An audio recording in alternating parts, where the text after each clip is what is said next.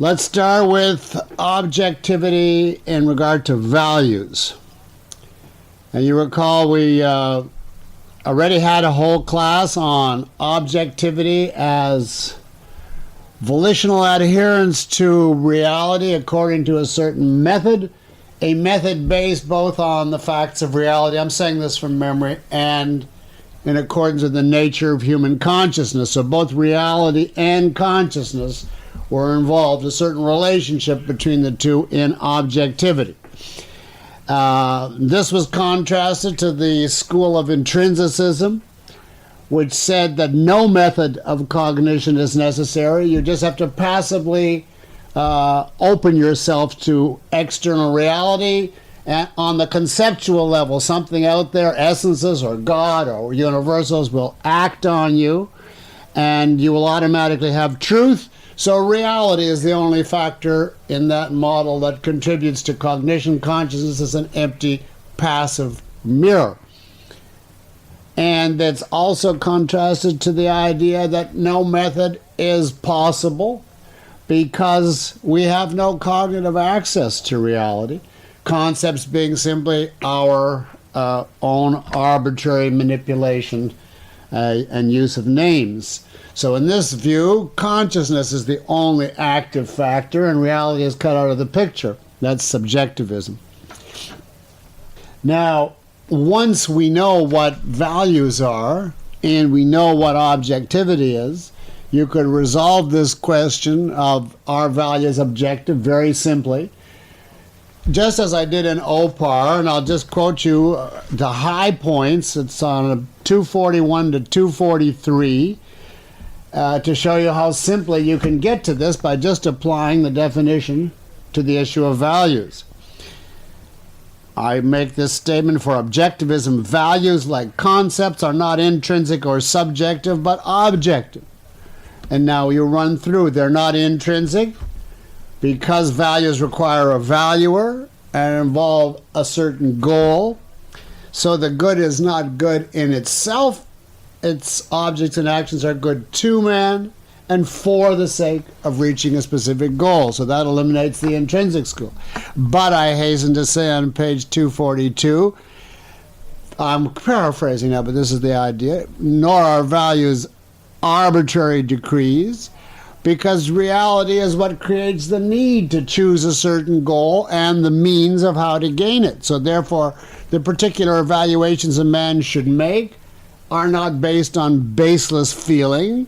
They're discovered by the use of reason in connection with reality. So I now am ready to conclude, and I quote now, moral value does not pertain to reality alone or to consciousness alone. It arises because a certain kind of living organism, a volitional conceptual organism, sustains a certain relationship to an external world. Both these factors, man and the world, or human consciousness and reality, are essential. And the good, accordingly, is not intrinsic or subjective, but objective. And then I've made my point. That's the end of it, see? And now I just quote from Ayn Rand, the objective theory holds that the good is neither an attribute of things in themselves, nor of man's emotional states, but an evaluation of the facts of reality by man's consciousness according to a rational standard of value. And she explains rational here means derived from the facts of reality and validated by a process of reason. The objective theory holds that the good is an aspect of reality in relation to man, and that must be discovered, not invented by man. And that's the end of the assignment. All thoroughly clear. Now that is what you could call the orderly OPAR step-by-step method of applying each concept on to at the next stage. It's essentially a deductive presentation, and it's valid given that I had earlier presented and validated the concept of objectivity and of values. But now we want to do that same procedure but from an inductive point of view. How did Ayn Rand reach the conclusion that values are objective from observation? Now, obviously, she did not ignore or avoid the issue of values all of her life.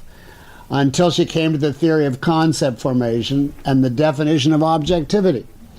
If she had done that, obviously she couldn't have lived, but she would have had no values to apply her theory to. So she had to reach values and have some idea of their status, their basis, their source, their validity, way before she had any theory of concept formation or objectivity or life as the standard. And then this earlier material made possible later developments. So we're going in a completely reverse direction now to see what she had. What did she know about values before the theory of concept formation? Now, the first thing to say is that she, like a lot of other people, held many specific explicit values. And in some terms, she had the concept of value from a very early age. And many of her values were extremely important to her. If you know anything about her biography, the hero in this children's adventure story, Cyrus, the works of Victor Hugo, American movies, skyscrapers that she saw in them, Tiddlywink, that's the popular turn-of-the-century music that she liked. And at the same time, she had very, very passionate disvalues, such as Russia, small talk, folksy protagonists, etc. Now, this type of intense concrete values and disvalues is obviously the precondition of any further discoveries about values. If you don't hold them in a passionate way, if they don't stand out in your consciousness as a crucial category around which your life revolves, you'll have infinitely less motive and ability to observe and try to understand them than if they are, a leitmotif, an essential motivating factor of your consciousness. Well, what early inductions, given that she had these intense values, did she go on to make about values?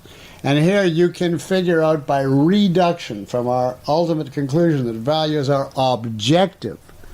Two things that she had to discover in some early terms. Since objective, the essence of it is against intrinsic or subjective, is that both reality and consciousness play a role. Then by reduction, we are going to have to figure out in some form that consciousness and reality, existence, both play a role in values. Now, one of the earliest forms in which she could discover this, not necessarily in those terms, of course, it comes down to certain simple observations, basically, that she made very young. She knew as a child, to begin with, that her values were not self-evident or automatic. She knew that from a very simple fact, namely that just about everybody of all ages rejected her values. So she had ample evidence to conclude and to generalize that values are in some way, she wouldn't have defined this yet, personal to the individual. They involve some kind of input or decision of each person. They are not something thrust on you by life or the world or reality because of the uniqueness of her versus the people around her. Now, this amounts to the implicit induction. In her case, I don't think she was very old before it became explicit, that human values as such involve some sort of choice by the valuer. She wouldn't have a theory of free will, but I mean by that choice in the sense of a decision, an input, a selection by the person valuing. I think that's the earliest that she grasped what we later, as adult philosophers, call the role of consciousness. She also knew that her values were not, quote, equal to anybody else's. In other words, she didn't know the word arbitrary, but she would never have subscribed from the earliest age to the idea everybody's values are just a matter of opinion, and whether you like a hero or the guy next door or America or Russia, it's all a matter of opinion. Nobody's is better or worse. She obviously strongly believed from the very beginning that she was right and other people weren't. And if you asked her, how do you know you're right, or why do you think you are? She would say, I can give reasons for the things I value, and they can't.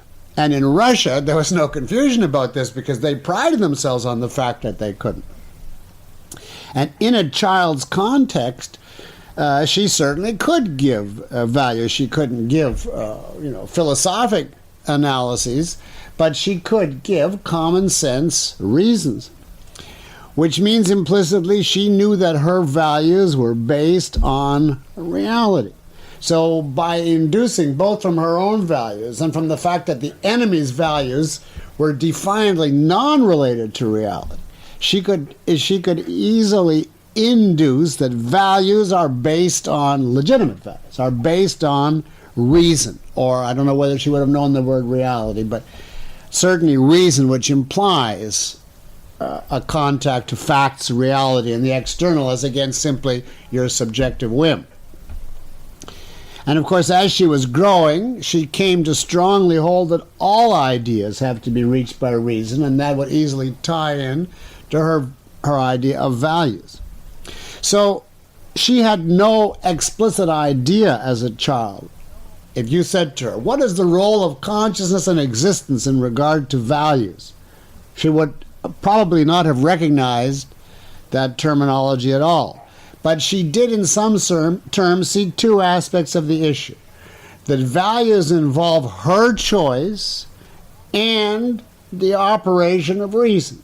And as I say, implicit in reason is the recognition that values have something to do with facts and not simply with your wishes. And moreover, facts that you have to understand intellectually if it's to be a rational choice. That somehow that involves her thought, her knowledge. And I think the crucial thing here, as I alluded to, that would stress to her the tie-in between reason and reality was the fact that the other side, the enemy's side, was preaching blind obedience to commandments or authorities. And she knew by introspection that if she didn't understand the reasons for something, she would violently rebel against the claim that it should be a value just because the authorities said so. Her values had to be reasonable, she knew, and that's why she chose them. By contrast, there were countless orders that she was given as a child, which she rejected and despised because the people involved told her, this is your duty, even though you can see no reason or basis. For instance, she was told repeatedly, and this I think actually helped her cognitively by contrast to grasp the issue, because it was so blatant.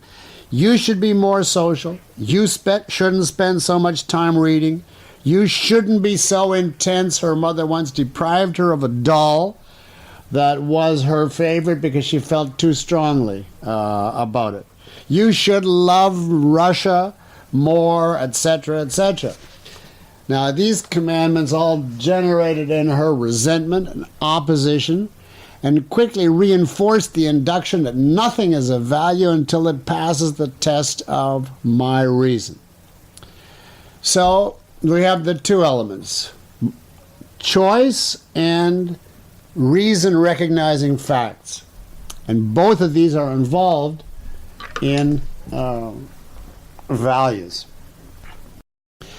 Now, just on this base alone, she had no trouble in high school or college in instantly rejecting all of the key enemy schools of ethics and philosophy. For instance, if she saw the Kantian school or the Christian school that ethics is a matter of duty, she would throw it out right there on the grounds that this is just like the people in the neighborhood who were telling you, do your duty, do it and follow the authority.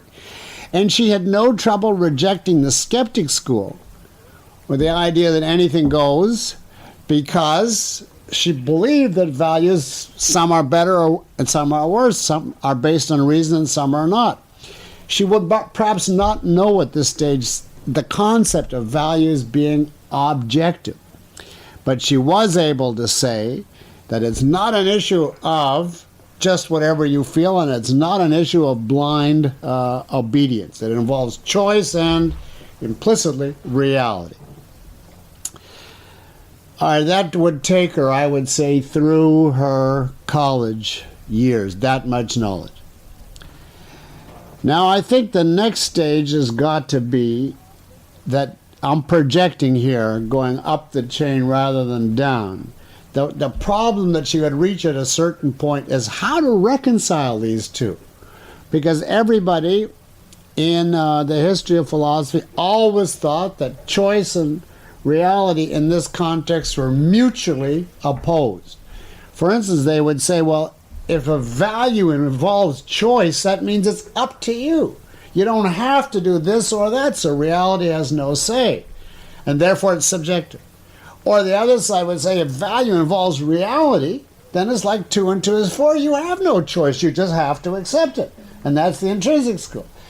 Now, how did she see the relationship between choice and reality so that she was never bothered by this traditional dichotomy throughout the history of thought?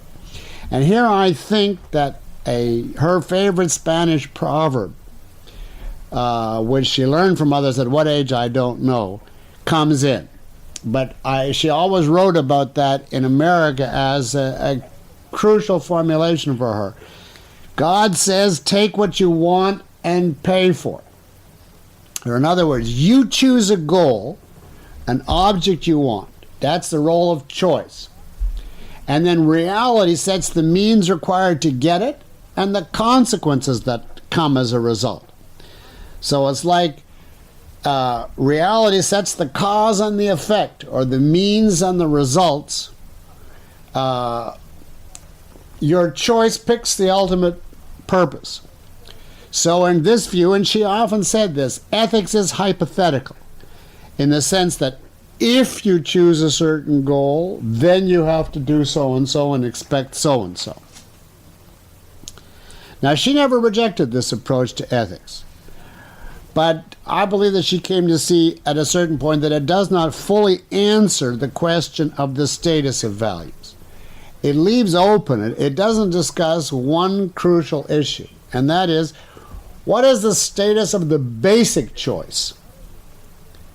Whatever the basic decision, the basic goal, the ultimate purpose is, does this Spanish proverb mean basically pick whatever you want as your life's goal and then follow reality in getting it? Now, obviously, it couldn't be legitimately construed that way, because that would be a complete capitulation to subjectivism.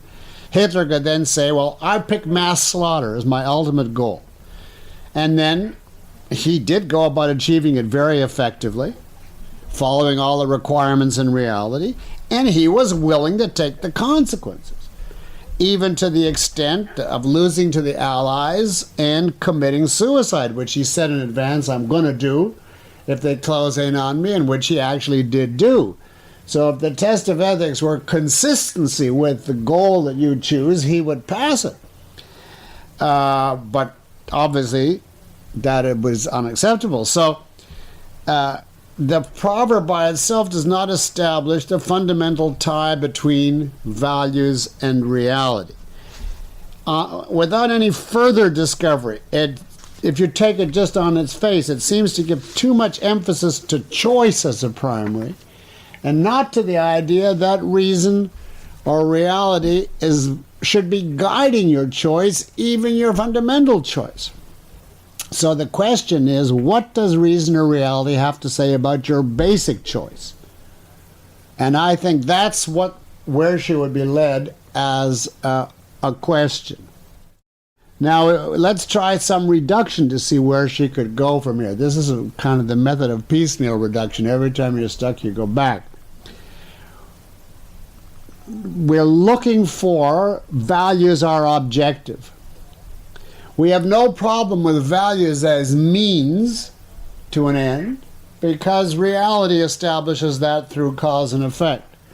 Our problem is the ultimate goal that'll serve as the standard of value.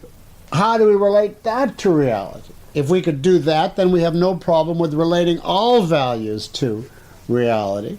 And if it's still an issue that we have a choice of the ultimate, then we've integrated everything. So this would naturally set her on the path of discovering an ultimate goal or standard of value, which is up to us to choose, but nevertheless mandated by reality in the sense that, in some sense, it's yet to be discovered. And that's where this is where genius comes in. I can't reduce or induce or deduce how she got there. But what she was able to do is discover that life is the standard of value, and that is inherent in the very concept of value. And once she was able to do that, then she could show that reality required a certain choice, but it was still a choice. You have the capacity not to, but if you don't, you are acting against the very thing that makes the whole question of good and evil come up. So in order to get to today's homework, that values are objective, both of her crucial discoveries, and there's essentially two crucial discoveries I think that she made that outshine everything else. Measurement omission, which was essential to concept formation and her whole concept of objectivity, and life as the standard, which is essential to her idea that ethics is objective and not just a matter of choosing an arbitrary goal. Now, I would like to give a lecture on how do you reach life as the standard by induction. Obviously, I'm not sticking that in at this point. But it comes down to grasping by observation the fundamental distinction between the living and the inanimate. That's what you basically have to grasp, that living entities are goal-directed. They act to sustain life because they have a basic alternative, which is go on living or pass into the category of the inanimate, which is what we call death, versus inanimate objects, which face no such fundamental alternative. They're already in that category, and therefore they have no goals. They merely react. Now, that leaves out basically everything of interest in detail, but it became obvious to her, I think in her 40s, that values require the pursuit of goals in the face of a fundamental alternative, and therefore only living organisms make them possible and necessary, and only because living organisms have to act to sustain themselves. And that led her, you can read that presented clearly in the Objectivist Ethics and in called Speech. And I have virtually a whole chapter on that. But simply that's what have to been prepared for by the earlier. And then once you have this, you're ready now, as and when you reach concept formation and objectivity, to grasp that what you have here qualifies under your definition of objectivity. Now, I want to stress this point, though. Even when, let's suppose she reached the conclusion that life is the standard, she didn't simply take this analysis and stop, say, well, value requires life as the standard, therefore that's what it must be. She had to go on and what? Actually examine all of the values that she already accepted and approved, and show that each was reducible to life as the ultimate standard. And many of them were ones that she had accepted without grasping their relationship to life, such as art, for instance. Now, this is as an indispensable integration between her new idea that life is the source and standard, and the many specific values she already held, with their own contextual reasons in each case. Now let's just to show you how her mind worked here and to get rid of the deductive cast so far as we can. Suppose she reached life as the standard. And she tried to say, well, no, that's fine. I have this whole theory and it all works out, but does it integrate with the values I already hold? And suppose she found that some crucial value, let's say, for instance, music, she absolutely could not tie that into life. It had no relevance to sustaining life, or she couldn't see any clue to it. Then she would have faced a seeming contradiction, that all legitimate values derive from life as the standard, and here's one that doesn't. Now, the test of a real philosopher is integration. If you have a situation like that, you can't keep on one side, well, these are the values that I've found, and on the other, oh, I've solved a big problem by making life as the standard, and never the twain shall meet. So what could she have done? Not that that ever happened, but this is what she would have looked for before she would come out and say, yes, I agree that life is the standard. This would be integration now with all of the other values that she held. And it has to be all because this is supposed to be the standard now, of which everything else is a derivative. If she had found such a contradiction, she'd either have to amend the theory somehow to say that crucial values come from life, but there's another realm that doesn't, and don't even ask me to project how that would be. But once she allowed for values not based on life, what would happen to the idea that the nature of value derives from life? Or else you'd have to somehow grasp the values' reasons until she could see that it really was a survival need, even though she hadn't known it earlier. And this was one of her main motivations in later years. A good part of her thinking in later years was to apply to the issue of life as the standard many of the values that she had earlier held. Why was capitalism required by life as the standard? She wrote a whole book on why art is required by life as the standard. One of her big discoveries is why self-esteem is required by life as the standard. A lot of her later discoveries were taking values that she had known for a long time, like capitalism, art, self-esteem, and integrating them with life as the standard, which was not obvious. It wasn't self-evident at all. Particularly in the case of art, for instance. In what way it contributes via providing your consciousness with a certain summation of your philosophy. No one had ever dreamt of that before. Now, what would she have done if she had found, to go back to the case of music, for instance, let's make it even worse. Not only that it's useless to life, but that since nothing is actually neutral to a living organism, let us suppose the worst case, that she found that music was actually harmful. This is really put in an answer to my friend in Australia.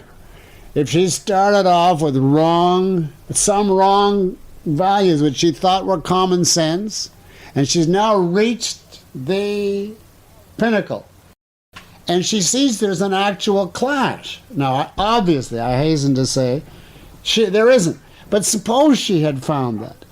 She would have checked it, a dozen times, because you wouldn't alter your code of values on something that crucial on that, the first time around. But suppose she checked it every way, she would have had to conclude, well, that's it then. I made a mistake. This is harmful. Presumably in discovering that it's harmful, she would see in what way it's harmful. That would help concretize what mistake she had made and how she was actually threatening all of her other values by pursuing this. And finally, she would lose her interest in it, and it would disintegrate, disappear as a value. Now, that is a drastic step, but that shows how her mind would work, as opposed to people would say, but I feel like I like it, and I don't care. That's me. That's what I want. You see, she would never do that. So she preserved the role of choice, but her primary choice was to adhere to reality. And therefore, the integration, to make sure that there was no contradictions, had a primacy in her mind over and above the content of any one thing. All right, that would be the second stage, basically, of discovering that life is the standard and integrating that with the sum of values and weeding out anything that crept in that you didn't have an ultimate standard for. So you see the the spiral theory at work. You have to start and then move to the higher value and then come back to this to check your starting point. So it's like you're pulling yourself up by your own tail. So now she's able to say a proper value means choosing a goal in accordance with reality by reference to an ultimate standard, which is life based on reality. Now at that point she's all ready for the theory of concepts, the discovery of objectivity, and now all she has to do is connect what she already knows about values. Once she knows the concept of objectivity, she simply has to integrate the situation in concepts with the situation in regard to values. Both cases, concepts and values, involve the grasp of reality in conjunction with something distinctive contributed by human consciousness. The most important thing we contribute on the conceptual level is measurement omission. And in regard to value judgments, the choice to live. So the value situation now clearly comes under the objectivity definition. Because values, just like concepts, have to be accepted by a definite method, not by an authority that claims to be speaking for reality in itself, and not by arbitrary feeling. The method, I say, of coming to value conclusions involves two factors, consciousness and reality. And that is exactly the situation in relation to concepts and therefore the objective theory of values, which she wrote for the first time sometime at 65 or early in 66, right after she had discovered the full significance of her theory of concepts and its revolutionary implications for objectivity. That's the passage that I quoted. So she was already about, 60 by the time she made that final connection. And that's that idea. The good is an aspect of reality in relation to man, just as concepts are, was really the ultimate philosophic statement she was working her way toward all her life. From the first early conclusions that both choice and being reasonable are involved in values. I'd like to just say a word here before we leave this topic on why the discovery that values are objective is important. And it's because philosophers prior to her had held that any element of choice, any contribution by consciousness makes evaluation subjective. So it's the same principle as in regard to concept formation. The duty school rejected choice in favor of revelations that are supposed to give you the straight dope from reality without any, quote, subjective element.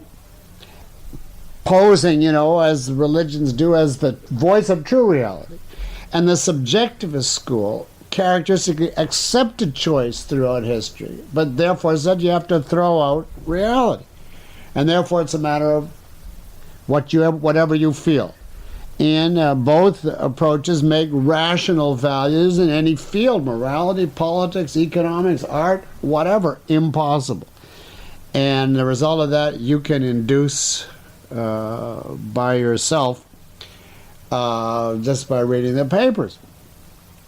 Now, I think her further development in regard to the issue of objectivity and values was to see this threefold, intrinsic, subjective, objective, pop up in every evaluative area. Not only morality, but economics, where there's the intrinsicist in regard to price and the subjectivist in regard to price and objective pricing under laissez-faire, all the way to art, where there's beauty is in the eye of the beholder, or beauty is an intrinsic packet in the beautiful thing that is a matter of intuition.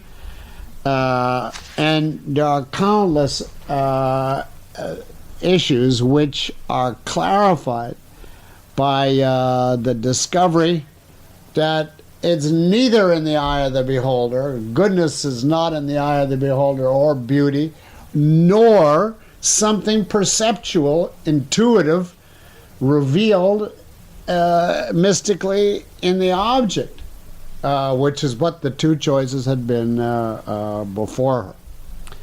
Now that's essentially what I want to say about values as objective. Now you see, you could, as I said at the beginning, have simply deduced it from, well, this is objectivity and this is value. But don't you think it's better, the more you can go back to reality, go back to the earliest childhood observations, and build from there until you connect to something complex, you then see the independent reality base of everything you think. And then the act of integrating a new principle with your conclusion brings that much more added strength, that much more added base in reality to the conclusions you come to. If you simply deduce an item from what you already know, even suppose your deduction is 100% valid, you didn't drop the context or whatever, you have really added nothing to your philosophy in the way of new information from reality. Whereas if you reach that same conclusion by induction instead of just deduction, there's a new power and a fuller understanding of reality that you bring to the topic. So I would say to you that even if you have completely validated a given idea by deduction in a completely legitimate way, you said all men are mortal, Socrates is a man, therefore Socrates is mortal, QED. It's still good to go back to reality and say, if I didn't know the principle from which I deduced it, what could I have observed about Socrates? Could I have seen him growing older? I see him have diseases. I see that machinery gets old. I see Socrates has white hair. He's becoming frail. What evidence do I have in the actual case that would have led me to this conclusion or pointed me in that direction? And then when I say all men are mortal and so on, you have the perceptual data, and I see it happening before my eyes, rather than just I learned that man has mortality as one of its properties and manipulating symbols. That's what you basically have to get out of this course. Now notice that we went through, 10 classes, and I picked the order that I thought would be most conducive to introducing induction, with utter disregard for the hierarchy and structure in OPAR. I wasn't trying any systematic development. I jumped all over the place. But even so, we can now gather into a system what we learned and connected helter-skelter one step at a time, which will show you that no matter what of the many different options you take in induction, if you keep integrating, you end up with the same, and it's a systematic philosophy. Now let's collect together the different branches. Now in this course, we didn't get much into metaphysics, basically just that it's governed by A is A, via logic, and that it operates by cause and effect and has our own laws. So we got to start. Epistemology, we did really well as an introductory course. We grasped that to acquire knowledge, we have to base our concepts on sensory observations and logical inference therefrom, that we have to do it objectively in accordance with the requirements of context and hierarchy. All of that, that's a pretty good start. Ethics, well, we were able to reach life as the standard. Reason, man's means of achieving values. The proper beneficiary is egoism. And we know at least productiveness and justice, along with the crucial importance of dealing with others by voluntary means, the evil of initiating force. And then to round out ethics, that the reward of accepting and practicing all the above is this metaphysical experience called sex. Now, I think that's a pretty good start on reaching total philosophy. That's just 10 hour-and-a-half classes. And I think that if you see them all in just these classes in their interconnection, you should have a better understanding not only of separate topics, but of a total philosophy. And all you have to do from here is do the same thing to any principle of objectivism that we haven't already covered, and reach it, induce it, and then integrate it. And gradually, it should all become totally clear and totally tied in your mind. And that's it. Now, it's easier said than done, but you have a start, and that's the most I could hope to do in the time we had available. Now I want to go to questions. That's kind of a perfect division because it's half and half. And if I ever got through all these questions, I would take oral ones, but I don't want to ask you to make them up because, formulate them, I doubt that we're going to get there. I'm going to take all the questions that pertain to the method of induction or epistemology as such first. And then there's a lot of questions pertaining to specific topics.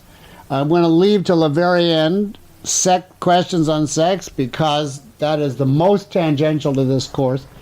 I once asked Ayn Rand, what does philosophy say about sex? And she said all it says is that sex is good. So the nature of sex and all the questions I got about partners and why this partner versus that partner, etc., do not belong to philosophy.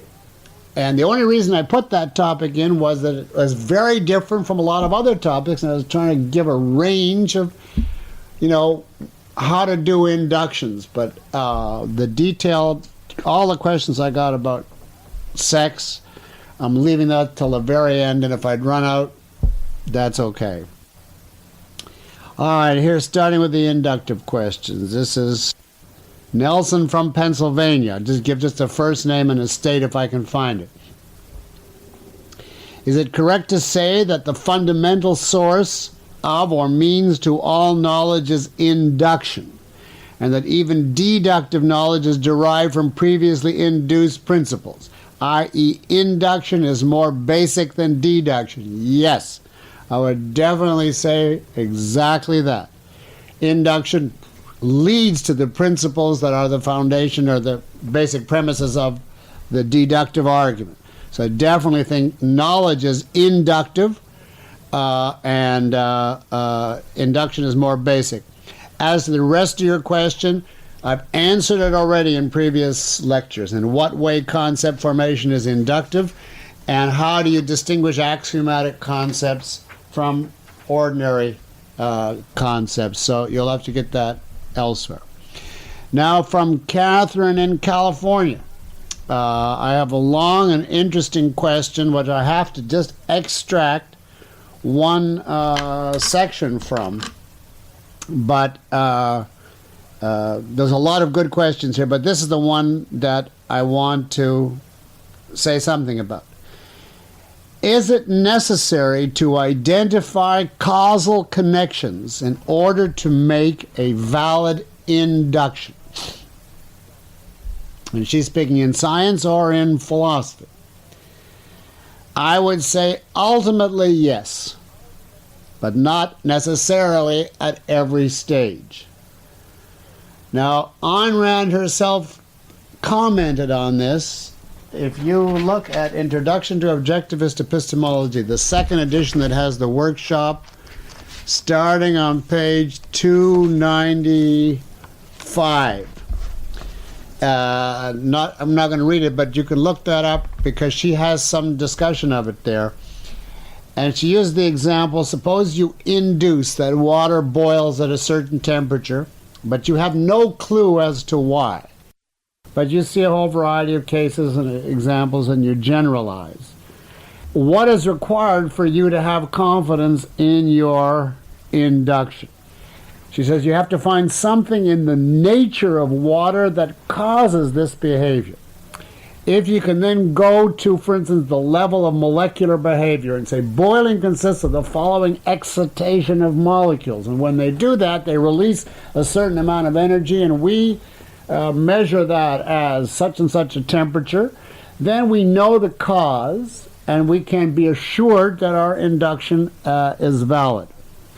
And because we know the cause, we can realize that there are certain necessary conditions under which it'll take place. But for instance, if the pressure changes, that the behavior of the molecules will change and the temperature will change. Now, it's urgent here to understand that knowledge is contextual. So she then takes this question, yeah, but you only know that the molecules behave a certain way. You don't know the cause, so don't you need to know what the atoms do to explain the electrons? And then it ends up the typical Hegelian question, don't you have to know everything to know anything? And her answer is no. As long as you know the cause on one level of knowledge, as long as it's not simply a blank conjunction, unintelligible between A and B, but you can say something about the nature of the thing, you do not have to know everything. So don't assume that the knowledge of causality means omniscience. But with that proviso, then for a satisfactory induction, you should be able to say what the cause is. Now, take this case from philosophy, because it's contextual. Sometimes you're at an earlier stage before you can give a causal analysis on any level, but if you can grasp something that would tend to lead toward that. See, so you can't say even that it's all on the model of you've got to give a cause like the equivalent of the molecular. Take this example. Suppose you notice, you're taking history, and you at random happen to notice that dictatorships, ancient and modern, are stagnant, poor, uncreative. And on the other hand, free countries are dynamic and relatively rich. Now, if you just observe that, you have no basis to make an induction. Because what is the induction you're going to make? All dictatorships are poor? Is that your induction? But if you want an induction about all countries, you don't have yet a basis to go on. You would have to make some kind of integration between the rich and the poor countries, between the dictatorships and the free countries, up to at least this point. There is some common denominator in all the dictatorships, and the opposite in all of the free countries, that is the universal running through that unites them all. If all you see is, well, this one went by God, and this one went by the masses, and this one went by the capitalists, you have no basis to make an induction. But suppose you can say the common denominator is what the government does to its citizens in terms of the exercise of force. Now, you are not yet explaining why force has negative consequences, but you are seeing a true universal integrating otherwise a whole bunch of random concretes. And if you could do that, then I would say, especially if you can then integrate it with elements of your own observation around you, that people are recalcitrant when you force them, that they are unhappy when you force them, that you rebel when you don't yet know why. But it's not simply, oh, I looked at history and the Egyptians were poor and the Renaissance was rich. I don't know, but I'm going to therefore come to some conclusion. If you can integrate up to a certain level, then your induction in that preliminary stage is legitimate. But with the proviso that you do not yet know why this is true, therefore you don't know what limitations, if any, applies to it. Now let's go to the next stage. Suppose you discover the idea that force stops the mind from function, and the mind as man's means of survival. In other words, you tie in the effects of force to man's essential nature and method of functioning. then at this point you not only know that force produces certain respects, or freedom as its opposite, but why. So that would be the analogy of going to the molecular level. At that point, you have the ultimate integration to the full causal connection. So I would put it to it like this. You've got to ultimately connect it to a causal connection to say this induction is intelligible to me, and it's not just a blank, correlation between A and B which I can't grasp at all. But there is many stages between the utterly arbitrary correlation and a completely explained correlation. And in an earlier context, if you have a direction of a causal connection, a beginning of an integration, then within that context, your observation can justify and validate an induction. Now, from there, it's a matter of true philosophy of science to try to define what are the different scales and degrees of grasping causality, but that is in essence what I would say. That's probably too brief. Is that, well, I'll have to go on. Now, somebody, where I can't find a name to this one. Who is this? John in somewhere. Do you know where that is? No. Okay. Well, he undertook, I'm omitting your first question, which is pure pragmatism. And your third question, which is how do you tell when men are evading or not, because those are outside of our time and course. But your second is an ambitious question. He's given a list of mental processes that are involved in induction, and he lists them in what he regards as the order, and adds what could I briefly add to this summary to make it more complete or useful. So I'll read you his summary and then amend it as necessary. You start with definition of terms used in the concept. Well, that's correct if we're thinking of induction as a recreation, a reconstruction of knowledge already reached. If you just started with the induction without the reductive element, you would have to define your concepts, but you wouldn't start by defining the terms and the conclusion to be reached, because you wouldn't have reached it. But assuming we're following the structure of this course. Definition of the terms. Then reduction. What do I have to know to reach this? Then we've got our way back to reality. He says, observation, identify a flood of examples. Now then you have omitted what I would put next. A series of upward steps, not just one induction, but a series of steps going up the chain, paralleling what you did coming down. Now then you put next genus, where you categorize to create contrast. I'm not sure of the location of this one, because all I can say about the position of the grasp of the genus is sometimes at the beginning, sometimes as a summation at the end, and sometimes it works in the middle. I don't know any more than that. Then you put presuppositions. What else did you have to know that isn't directly involved in your induction? And I think the good example of that would be when we finished the induction on sex, we had to note that it rested on a certain metaphysics that we weren't discussing, but that we were presupposing. So wherever you can do that, yes. Now, before we get to your next one, I would say important here is contrast.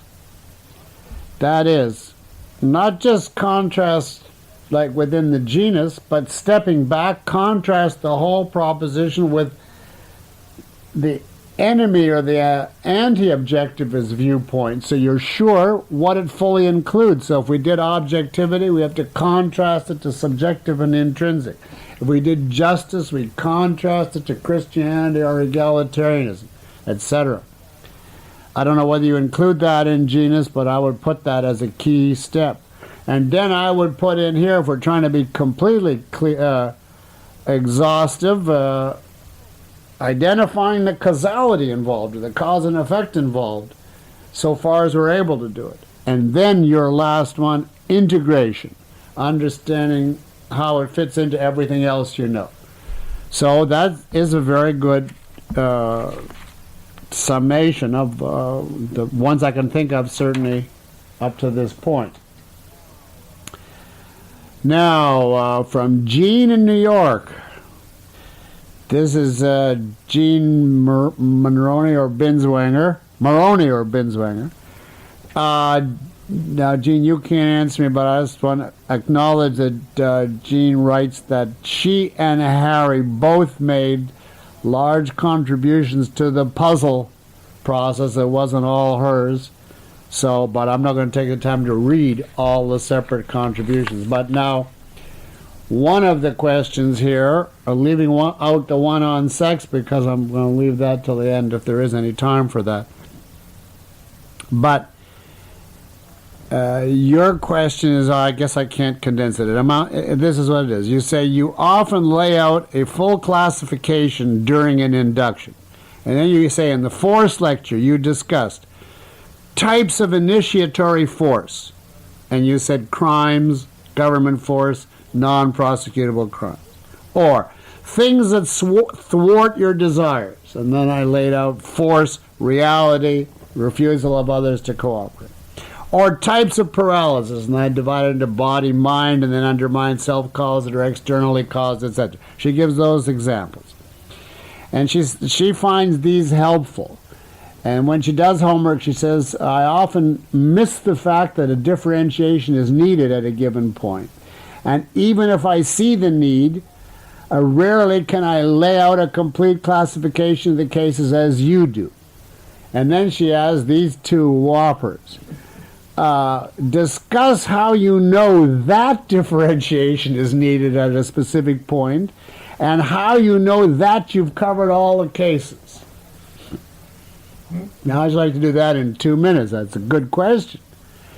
Well, in thinking about that, there are only basically, that I can name at this moment, two different factors that operate to make me think that differentiation is needed. Now, remember, this is really hard to pin down because all of cognition is comparison and contrast, similarity and difference. So if you're asking me as a guide to homework, how do you know when differentiation is needed? That's almost like saying, how do you know that consciousness is needed? So I'm not at all giving a comprehensive answer, but two things strike me right away. You will often get a feeling that there's a whole bunch of different elements under some term or word that need to be distinguished, simply because a lot of concretes will come up that don't seem to have any one thing in common. And that will suggest to you you're dealing with a package deal, what Ayn Rand called a package deal, a whole bunch of things that need to be sorted out. Now, the clearer you are on your concepts and ideas, the more you'll have that feeling. For instance, if I were saying force, and I said, let me think of examples. Rape and the Antitrust Act. I would right away think, yeah, okay, that's both force, but there's some big differences here. I'm very uneasy working with that as just one unit without subdivisions or distinctions, see? Or things that thwart your desires. And suppose simply what comes to me is, I can't jump to the moon and Harvard won't hire me. Well, if I just say, well, yeah, I'll put that under frustrating conditions, that obviously would be the sign of a package deal. Those things are so tremendously different that if I'm going to put them under the same description, there's got to be some subdivisions within that distinction. So if ever you have that package deal feeling, if you don't ever have that, I don't know how to give it to you. But if you ever have that, that's where you have to differentiate. The other time is when I'm not clear what something is, and I feel a need to relate it to other things I know. It's just hanging in a vacuum. And the way we grasp identity is by similarities and differences. And therefore, the clearest example of that I can think of right off the bat was we had sex as an intense pleasure. But, all right, where do I go? What if I just stay at the sensation? I'm nowhere. So what is it really? I have to translate that question into, well, what is it like and what is it not like? What other pleasures do I contrast it with? And that's the only place my mind would go immediately if I have a feeling of I don't know what something is. What is it like and what is it unlike? And unlike involves differentiation. That's the only two tips I can give you. The package deal and the sense of confusion of what something is. Now, how do you know you've covered all the cases? Because you always divide up your category by twos into A and non-A, and then you can usually find positive terms for both, and then you divide each of those up. So, for instance, if I was subdividing force, I wouldn't just say, well, there's rape and antitrust, because then there's 1,000 different possibilities. I'd say force. Well, since I want to do things that a person does and things that a government does, I'd start dividing it into private versus non-private. Now, see, it's not private versus economic, but it has to be private versus the negation of private. And then non-private, I translate into governmental. And then, as soon as I think of private, well, private force is a crime. But what about private force that the government can't prosecute? So I've divided into the criminal and non-criminal.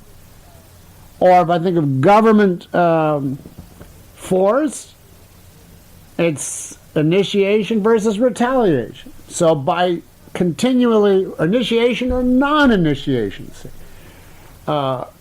Basically what you have to do is divide the genus repeatedly into A and non-A. If you're doing frustration, then you have to divide. You see, one of it is the law of gravity. You can't jump to the moon. Then it's metaphysical versus non-metaphysical. And the non-metaphysical, obviously, is the human. And then you keep subdividing that way. That's the only way that I know to be sure you've covered all of the cases.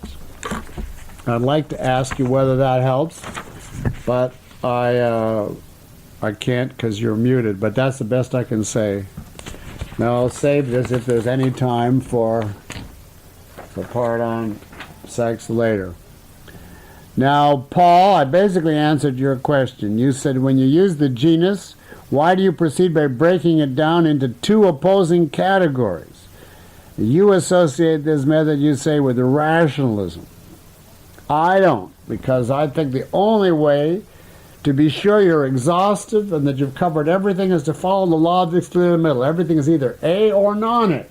So when you're making a division, it should be into A or non-A, using the examples I just gave. For instance, if you take life and you say, I'll divide it into men and animals, that seems to cover the case well.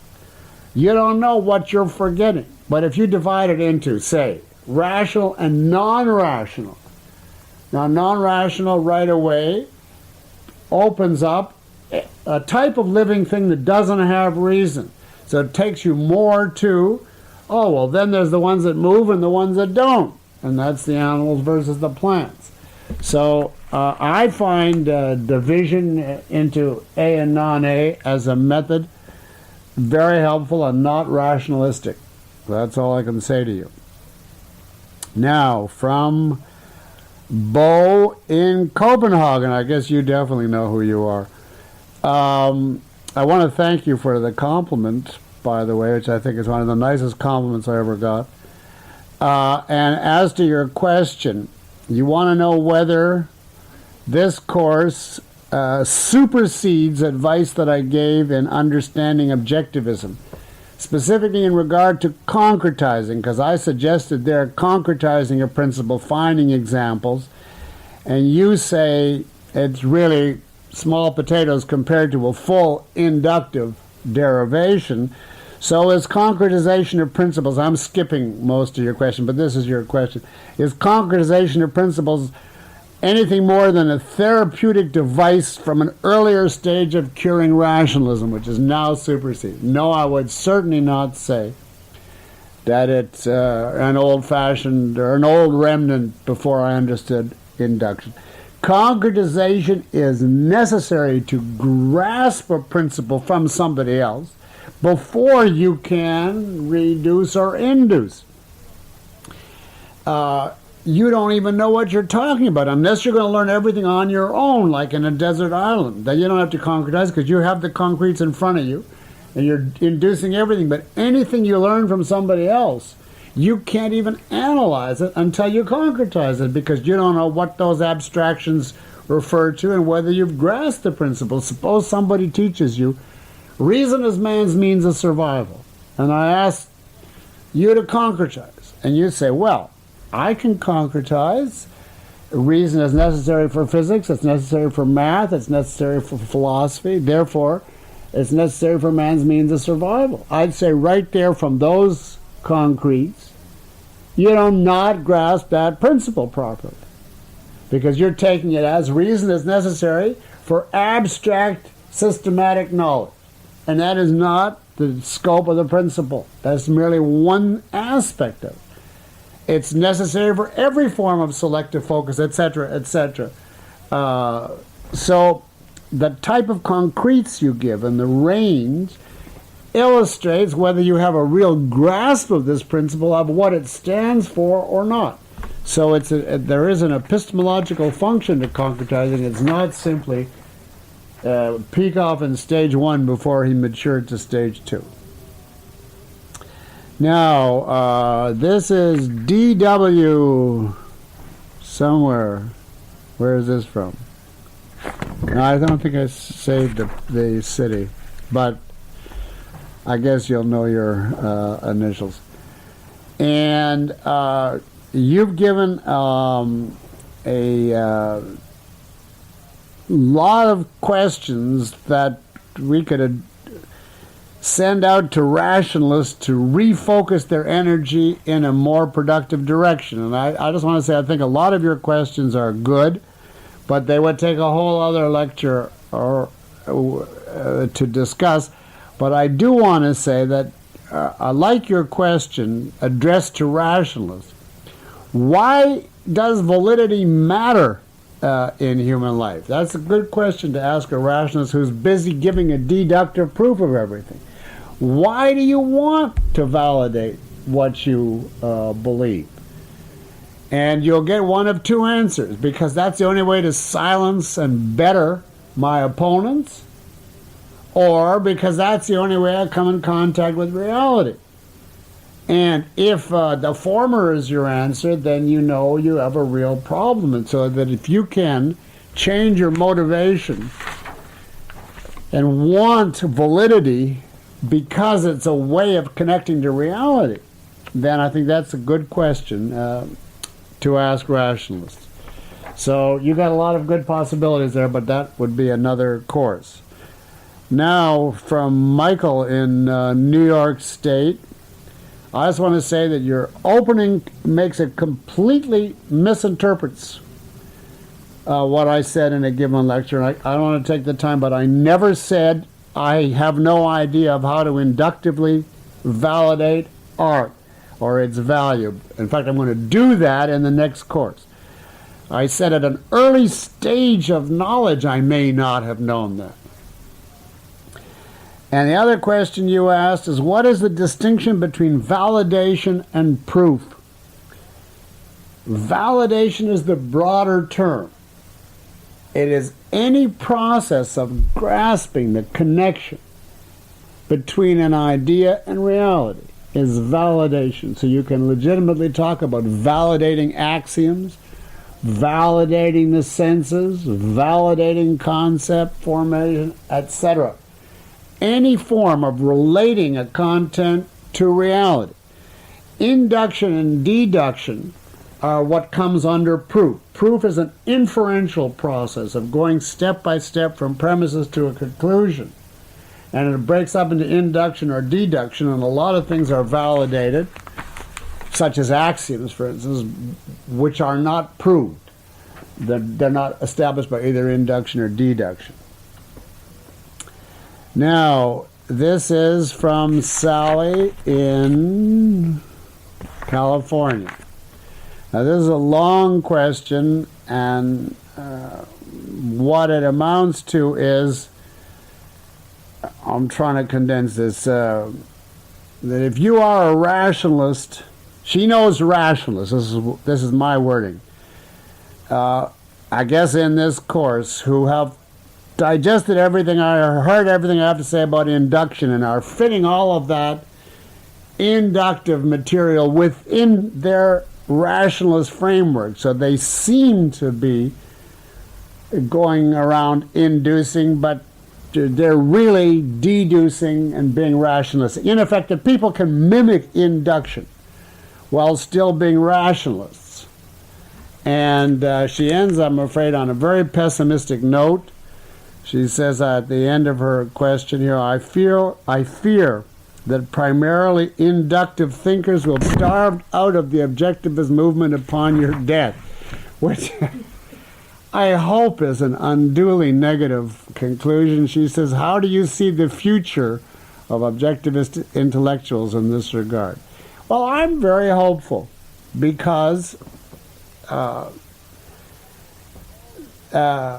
myself was a total rationalist, and I know that it's very difficult, and it's a long-term proposition to cure yourself of rationalism, and it's very possible that there are some rationalists out there who are simply taking the stuff on induction and then working it while still using deduction. But I think that the people I know and that are in contact with me are really trying to break away to an inductive framework. And I'm confident that there's enough honesty and effort going on that is going to ultimately prevail. So I'm generally pretty pessimistic, but not on this point. And whether the world is going to listen to them, I don't know. But I think that there's enough commitment to reality and induction in the objectivist movement. So maybe you got to get to another state in order to find a more inductive approach, right? All right, now we have. I will race through those at such a rate that I'm going to try and get through some of these other ones. I'm going to save this one. You see, if we had telephone communication, I could ask the people who asked those questions if they had any follow-up, but I just don't see how we can do that. Now, on volition, I got this question. Has there been a shift in objectivist thinking on the issue of volition? Many years ago, volition was viewed not as an axiom, but as something that needed to be proved.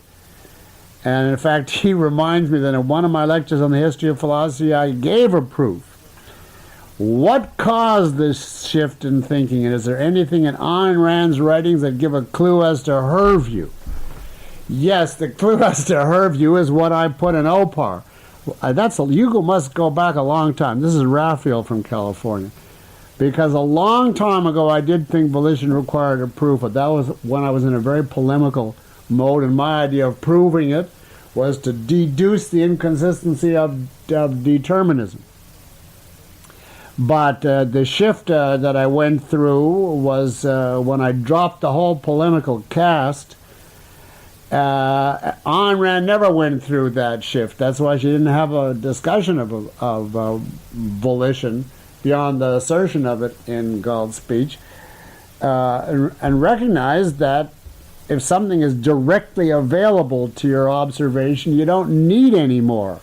If you're simply trying to establish it and not convince the enemy. And once you put it in those terms, it is literally self-evident. There's nothing more convincing than your own introspective grasp of what you yourself do with your mind. The other element is the test of a true axiom is that if you leave the question open, you can't go anywhere. It's presupposed in all conceptual functioning, even the functioning that would prove it. or disprove it. For instance, you can't say, I have no opinion on whether there's a reality. Now let's assemble the data and see whether we can establish it. Because if there's no reality, there's no data. The same is true of volition. You can't go about proof or disproof unless you have control over the function of your mind.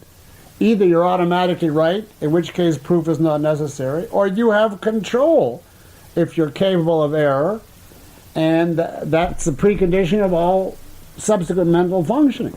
You wouldn't need proof without the fact of volition. So volition is a precondition of all reasoning, of the need and the possibility of it, and therefore you can't leave it open, and that's the evidence that it's a true axiom in conjunction with it being self-evident. So the shift that you have detected, Raphael, is my error, although this was not a shift on Ayn Rand's part. Now, here's a question on justice, and then another one on integrity. Now, let's... a friend of mine asks a question on the nature of justice, which I can't answer. This is John in Washington State. Her concern is that many kids have irrational parents, go to terrible schools, and generally grow up in a destructive environment. She says this isn't fair, and hence the need for government intervention. Well, what do I say about that? Well, the first question is this an issue of justice? No, we have to think carefully here. If the child were born, let us say, with a mentally retarded, some defect of their brain, you couldn't say this is fair or unfair because it's not involved a human volitional action. Whatever happens in reality, apart from our choice, doesn't come under justice or injustice. So you can't say if an earthquake erupts and covers you with molten lava or whatever, or the crack opens and you fall down, this is unfair. I was good all my life and this is what... So there's no question, just because something is bad, that it's therefore unfair. It's unfair if it involves a volitional action. Now here I think the lady that's quoted as saying it isn't fair is correct, but who or what is the primary agents of the unfairness here? Who took the volitional action that resulted in the child not having what he deserved to have? And there I would say the unfairness is in the parents. They are the primary agents of the injustice because if the world was that bad, they had no way of counteracting or providing him with some kind of guidance or refuge or rationality in the world. They had no business bringing him up. A child has a right, once he's been brought into the world, to expect he deserves to be given the requirements of life if you chose to bring him into existence. So I would say the unfairness is on the part of the parents, secondarily on the part of all the adults that are making it this crazy world, but the primary obligation to this child is the parents. So if it isn't fair, that's another way of saying he has irrational, immoral parents if they will that irresponsibly bring him into the world. But the question is, how does she get from that to, therefore, the government has to step in? Now, the implicit premise is the function of government is to rectify all injustices. Now, that is a contradiction on the face of it, because government is the agency with the monopoly on physical force. And if it uses force against those who didn't initiate it, which is what this type of measure is requiring, in order to rectify injustice, that means there's going to be some kind of welfare state or property wealth redistribution or penalization of the virtuous in order to utilize those resources to correct the injustice. So you have to perpetrate an injustice in the name of correcting injustice. So it's a contradiction in the very formulation. The only thing you can do in a case like that is, if and when the parents are descending to physical abuse of the child, or physical withholding of food, or they're starving them or whatever, then the government can properly step in as a surrogate. But if they are simply behaving irrationally, you cannot combine freedom with government intervention in intellectual or psychological matters. So the moral is, have a philosophy which teaches parents to be rational, but that's the opposite of having the government step in. Now, this is not directly in the course, but I couldn't leave this one unanswered. The relation of integrity and justice. How can you maintain your integrity? This is Michael, and it doesn't say anything more. Oh yeah, California. How does a man, I'm paraphrasing my own words, keep his integrity in an immoral world? How do you build a business and at the same time maintain your integrity when 50 to 90% of your customers and associates have no philosophy? Well, and then how do you willingly pay taxes when such a large portion of the national budget is allocated toward handouts and subsidies?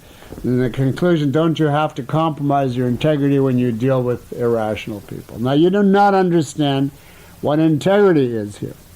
Integrity pertains to your actions only when an outcome is up to you, and it demands only that you act consistently with your moral principles.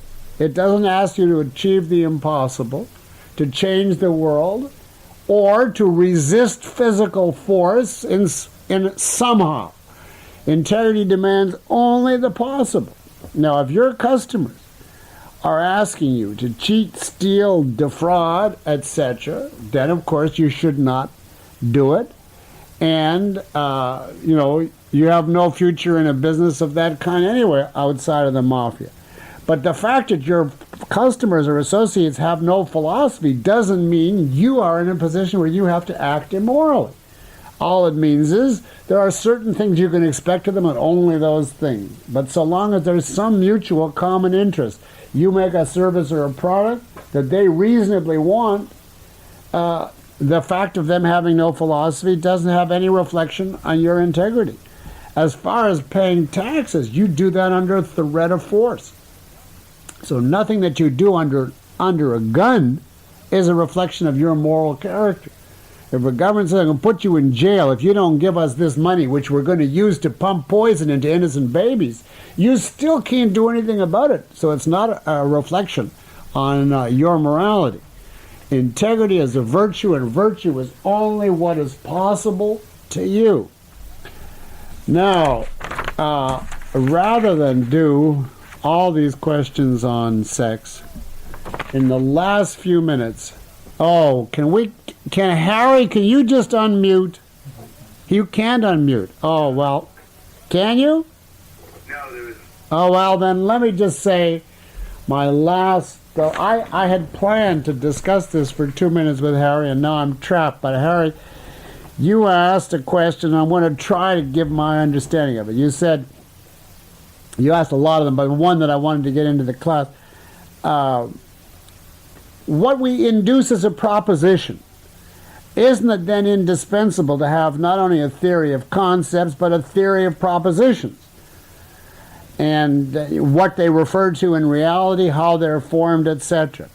And I truly don't know the answer to that question, because I'm not clear what the questions would be that need answers that have practical importance. Now, for instance, you say, what do propositions refer to in reality? Well, what are the options, or what are the different choices that would make that? I know you can't answer, you're muted out, but the question in my mind would be that what do you need beyond? Well, they refer to facts. If we need more, what? And then when you say, how are they formed? Well, I would, if I understand you, by induction or by deduction, or by observation, or you mean something different, something that's involved in the very integration of concepts into a statement, regardless of how it's validated. I'm not sure there's a question or an answer there.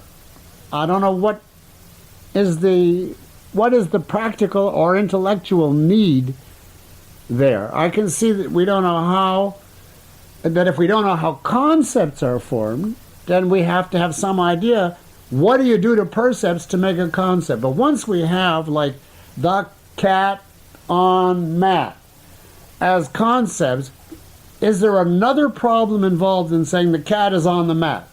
I mean, how we know that, okay, you have to observe, and if you're going to make a statement about all cats, you have to induce, etc. But what is involved in, as an intellectual or philosophic problem, in just putting concepts together into a statement? Now, maybe I'm being naive, and I'm sure there's a lot that you have in mind, but on the face of it, I don't know what are the questions that a theory of propositions would have to answer, and therefore I can't say whether it's indispensable or not. That's the state of my thinking, but I would certainly be very happy if you came up with a theory to explain to me what the questions are and that these are the answers, and I'm sure you're the one that could do it, so I have to wish you luck, or whatever. Luck is not the right word, but acumen in formulating it.